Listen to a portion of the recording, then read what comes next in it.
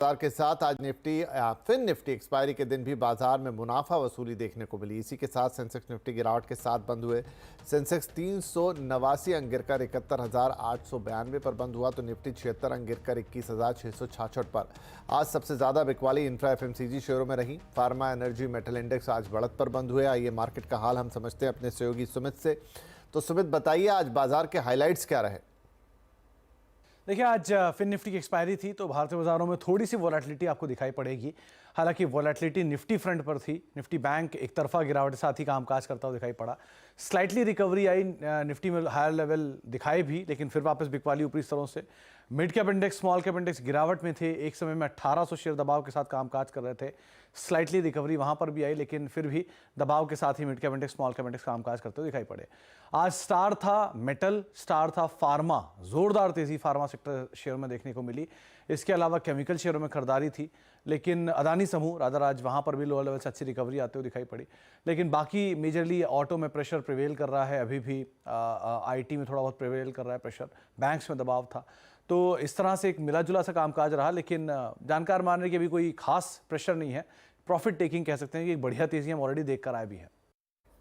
जी सुमित, तो action in सब के बीच में कहाँ रहा? कौन कितना चढ़ा, कौन कहाँ गिरा?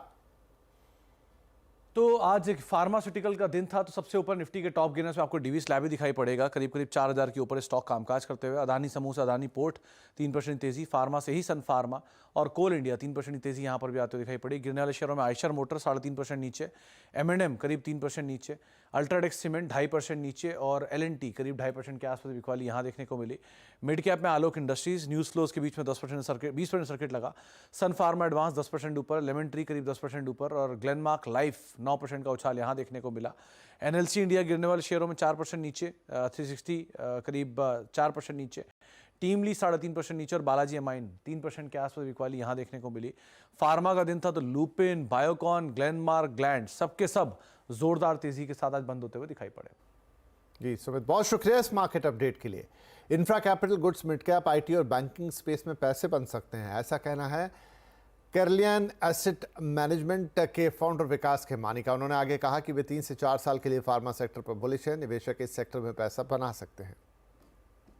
वेरी वाइड रेंज अपॉर्चुनिटीज आ रही हैं। बैंकिंग अच्छा कर रहा है, IT अच्छा कर रहा है, IT के अंदर मिड कैप IT एक बहुत अच्छी अपॉर्चुनिटी प्रेजेंट कर रहा है। सो कैपिटल गुड्स अच्छा अपॉर्चुनिटी है, इंफ्रास्ट्रक्चर में अच्छी अपॉर्चुनिटी है। सो ये मार्केट नैरो मार्केट नहीं है, वाइड मार्केट है। फार्मा में तो एक 7-8 साल की मंदी के बाद जो अभी शुरुआत हुई है, तो फार्मा को आप एक शॉर्ट टर्म ट्रेंड ना देखें। मुझे लगता है अगले 3-4 साल में ये एक स्टार सेक्टर रहेगा जो जो जो अच्छा कर सकता है। और सेम वे हम तो IT के लिए भी बोलते हैं कि IT में एक अच्छा ग्रोथ का माहौल रहेगा। और US में अगर इंटरेस्ट रेट्स नीचे आना चालू हुआ तो जो डेवलपमेंटल एक्सपेंडिचर है वो ओपन अप होगा और उसकी फायदा सारे IT सेक्टर को होगा।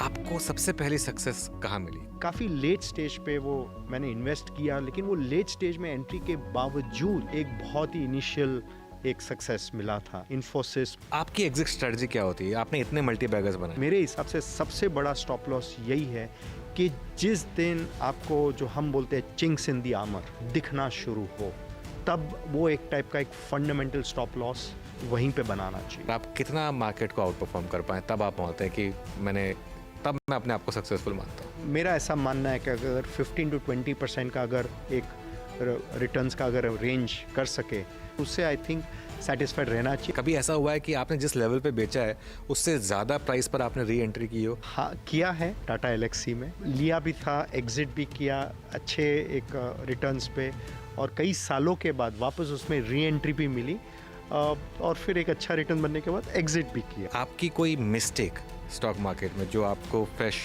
On top of the mind हो, जिससे आपने कुछ सीखा? सबसे बड़ा जो इम्पोर्टेंट है वो है कॉर्पोरेट गवर्नेंस। कोई भी कंपनी, और जहाँ गवर्नेंस हिल जाता है वहाँ से वो चीज़ को टॉलरेट नहीं करना चाहिए। उसको अगर हम बहुत लंबे समय तक अगर बर्दाश्त करते हैं तो उसकी आपको बहुत बड़ी भारी कीमत चुकानी पड़ती है। मारुति सुजुकी